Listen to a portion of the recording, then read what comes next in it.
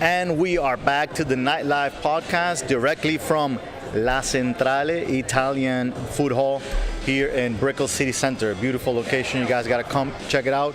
I actually spoke about this location a few weeks ago and told you about the new events going on. I hope you guys come check it out if you're here in Miami.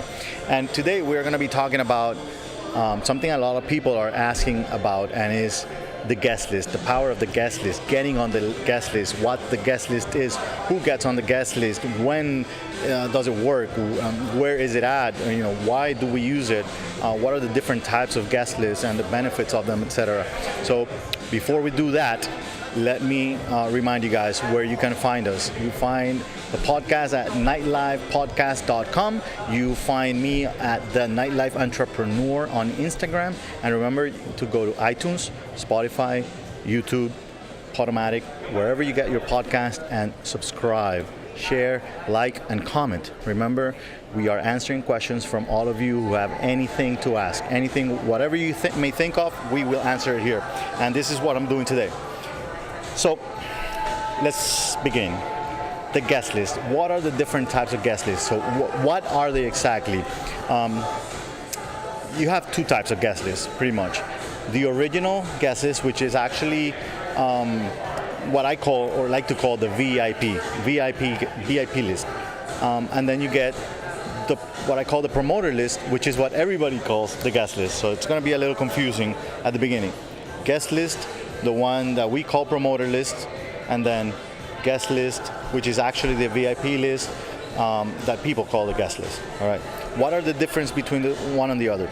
The original guest list, which is the VIP, and it's the way that it used to work before, the way parties were handled before, the way people were invited, is just that. Is the invitation. We actually just did an opening here at La Centrale last week, and we did it by invitation only. Meaning that the only way you could get into the place was if you showed that you were on that guest list, okay? So how do you get on the guest list? You have to be invited by somebody, either ownership, management, or the promoting company in our case. So the difference between that list and the promoter list is that the promoter list has a list of names that do not include those who are invited. It's a list of names that are just promoters. So the difference is this: you arrive at a venue, if you're a guest, if you're invited to a venue, and you are on the VIP list, which is the guest list, you say, "Hi, I am Kim Kardashian, I'm here with 5 guests, and I am on the guest list." That is usually the VIP list, right? Your name will be there with other invited guests, right? So depending on how VIP this party is, the more people that will get on that list. Then you have the regular promoter list, or the most known guest list, and that is the other way around. So in that case, you arrive at the door, and somebody's going to ask you, so who are you here with, or are you invited by anybody, etc. And at that moment, you're going to say, yes, I am on Joe's list. So if you are on Joe's list, that means you're on that guest list, which is the promoter list. You will be counted down and you will be allowed in, or whatever the benefits you may have. Okay? So with that said, now let me get into who is on either one of these. Okay? So as we said at the beginning, the promoter list is for everybody that is invited by anybody at the party, by any promoter in the party. So anybody who's a sub, anybody who's a main promoter, anybody who has invited anybody and is going to get compensated for it, that goes on the promoter list, which is what everybody knows as the guest list. All right. So you arrive at the venue, you say your name, you get in, everybody gets in on that list. You don't say anything, you don't get on that list, you don't get any benefits, whatever, you pay your cover, whatever it may be. If you want to be on the other list, it's a little different. The other list is only for a certain amount of people and a certain type of people. So who are those people? I would say there's 4 main types. So number 1, famous. Anyone who's famous that you want to get on that list. Okay? Think of your, again, I use the Kim Kardashian. She's probably a VIP anywhere she goes, unfortunately for some. And then you have, after that, the influencers. Sometimes famous people are also influencers.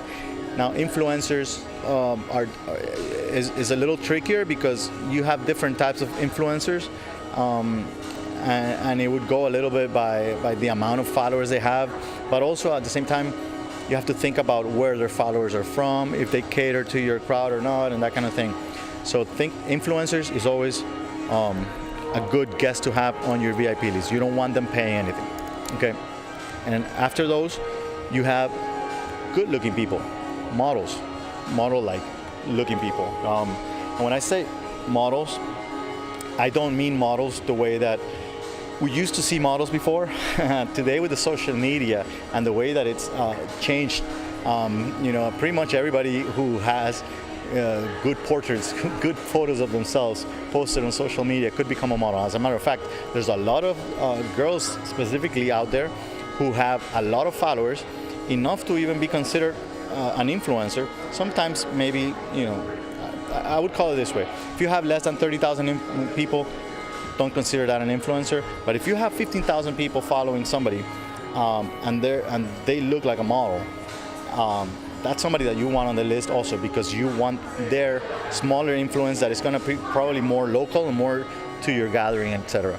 Okay, so you have those three, and then you have one of the most valued, which is actually your real VIPs, which is anybody who spends money at your parties, big spenders. You want to make sure that big spenders are always on your VIP list. And now, why would you do this? You may ask.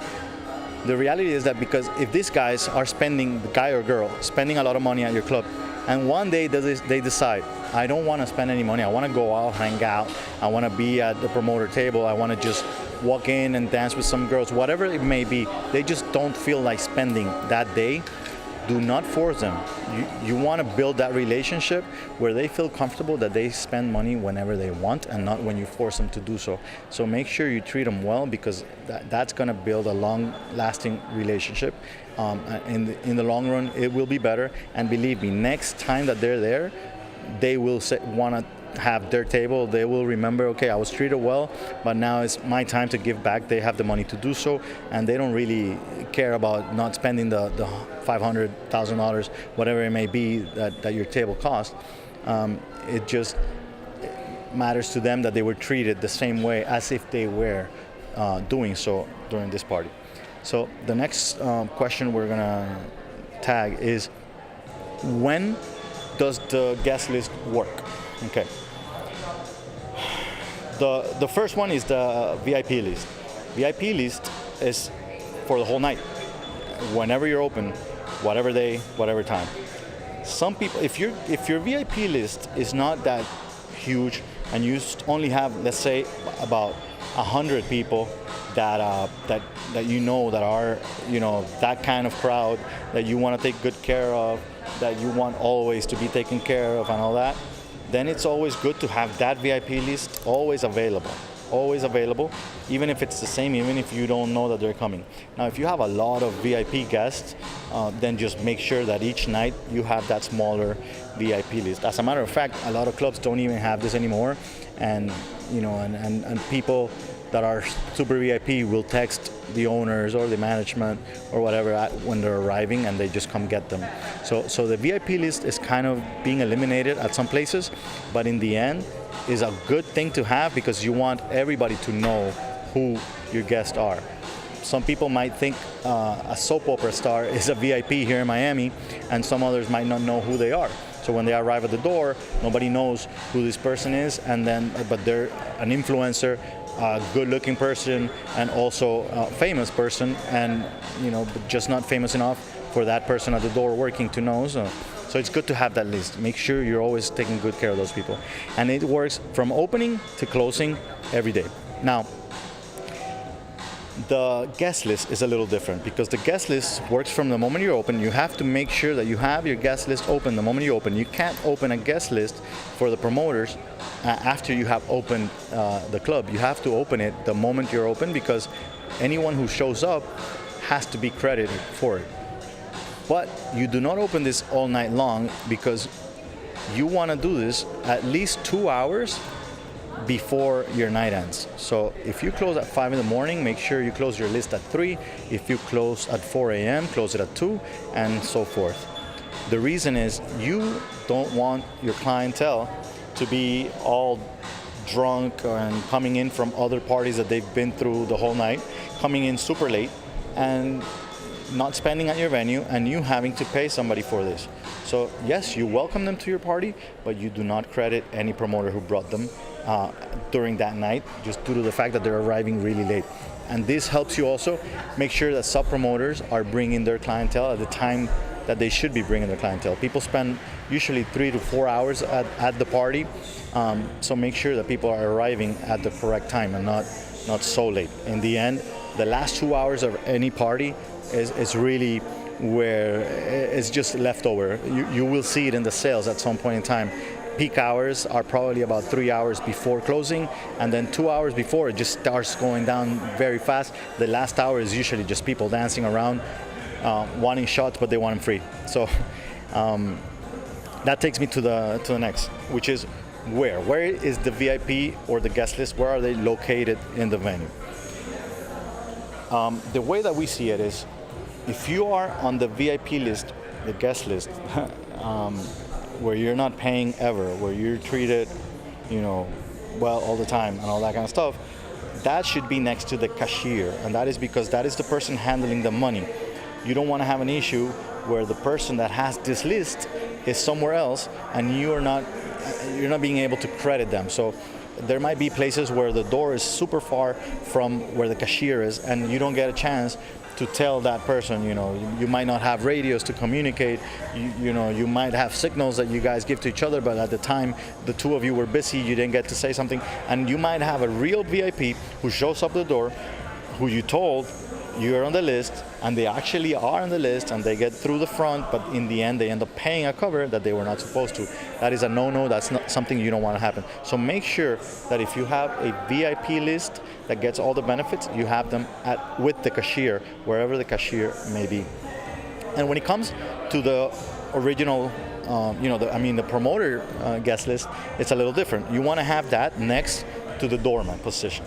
Okay, so usually doorman goes in the front, cashier in the back. So whoever's working next to the doorman, whoever your hostess is at the front, you make sure to have that person there. Usually that person who's doing that job works for the promoters, for the promoting company.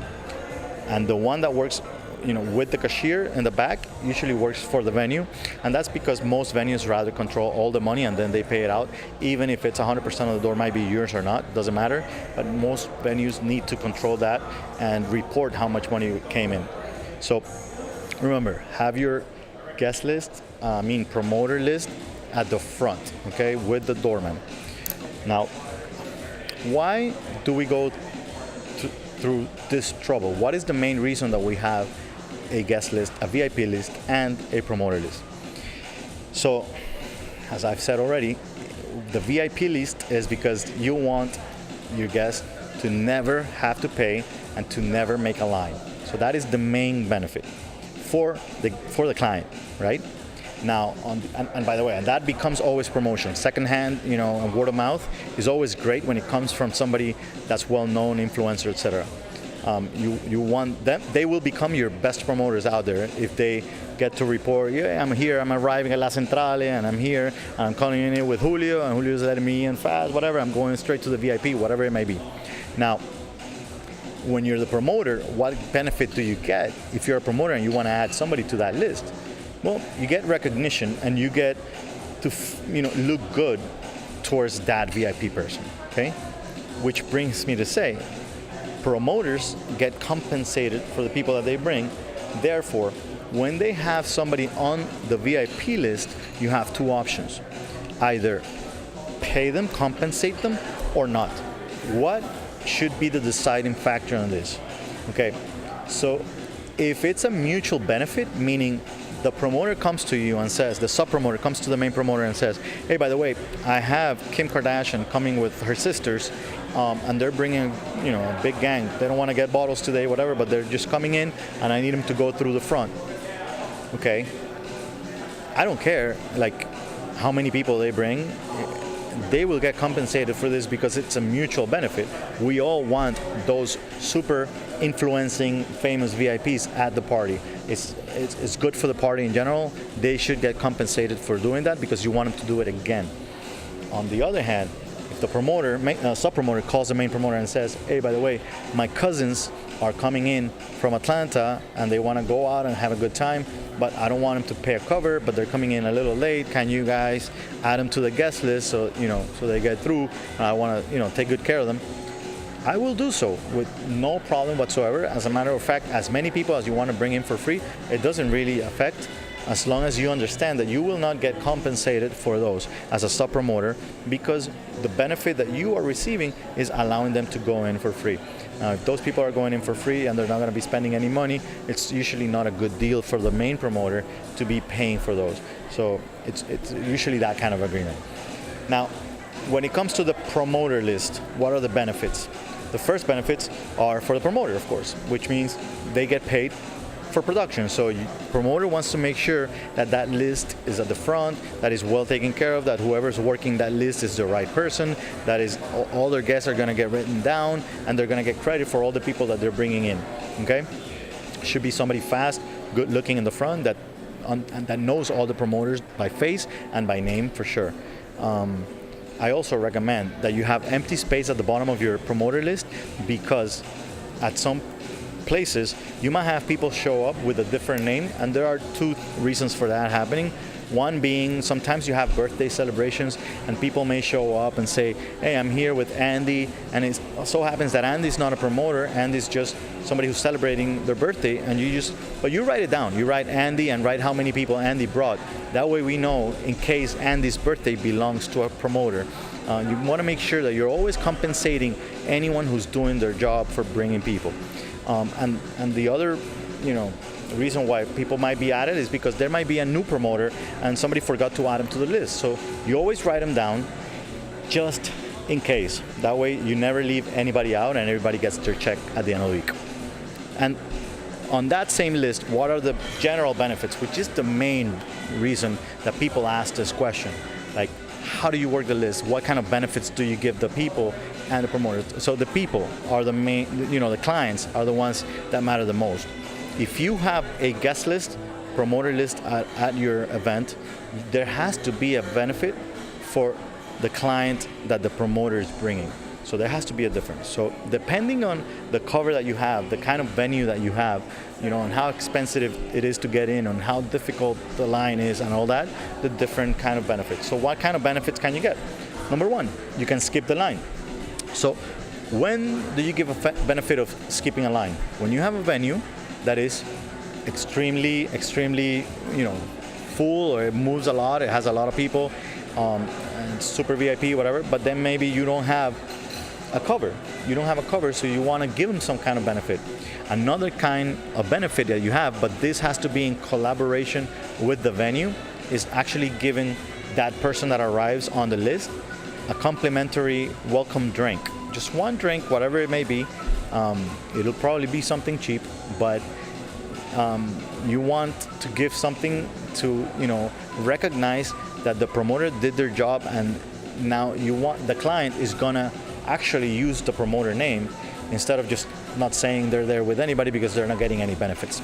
Okay, so after that, then you have the opportunity of getting a discount. Let's say that you have a party, but you have different, maybe you have a concert and you have an event, it's super packed, but you need to give them some kind of benefit. You give them a discount, all right? Not all the time you can do no cover, but you can if the party merits it. If you have a big event, if you have a lot of people, let's say you have a party where you have over 1,000 people at your party, and from your promoters you're getting about 300 people. You want those 300 people to get a benefit. If some people arrive early, get them in for free. So when do you do free? The first couple of hours, at least, the first 2 hours of whatever party, make sure that people get in free. So you open at 10 p.m., a party is till 5 a.m., from 10 to 12, 10 to midnight, you do no cover. Then after midnight, you give a discount, and so forth and so on. So that's the idea, the general idea. So just basically to conclude, the way the whole thing works, Main promoters or clubs have a VIP guest list, okay? Sub-promoters have a promoter list, which they get compensated for, and the real VIPs go on the owners, managers, main promoters guest list, also added by sub-promoters, and all compensation goes on the promoter list, okay? One last tip that I want to give you is if your list is growing, and when I say your list, I mean your VIP list is growing. Like I could probably say that right now we might have as a company about over 1,000 people that we consider our VIPs for many different reasons. Spenders, famous, models or model looking, and influence. Now, one added bonus is we've been doing this for 25 years, and that last one is one that you win with time. Meaning, if you are a loyal customer, loyal client to any promoter in our team or to our own, main guys, you're gonna get to that list at some point in time. It doesn't matter how much you spend. It doesn't matter what you look like. It doesn't matter who you're with or how you're influencing. We are also very thankful for your loyalty and the time that you spent partying with us.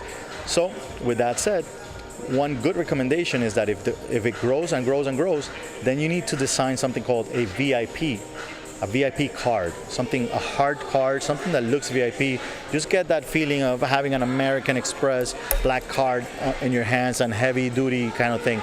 All right, so it's not the VIP card you give to anybody on the street where they just show up at the door and give it at the door and that's it. Use a hard card.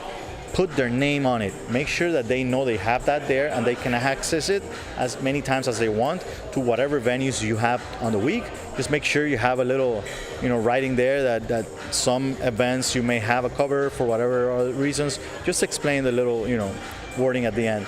But make sure that you build that list, keep that list always, and create those VIP cards. So that's it for the guest list. And man, I just hope that this helped out, answered the questions that you guys have about the guest list and about the benefits of the guest list and skipping the lines and all those things.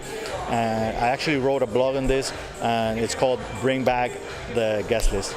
If you guys want, go to the blog, nightlifeentrepreneurs.com, and find that. Man, I hope you enjoy it. And remember again, man, get the book on Amazon. I don't think you've gotten it yet. Yes, you. nightlifeentrepreneurs.com. nightlifepodcast.com. You also find me at the Nightlife Entrepreneur on Instagram and iTunes, Spotify, YouTube. Go follow, go subscribe. See you next week.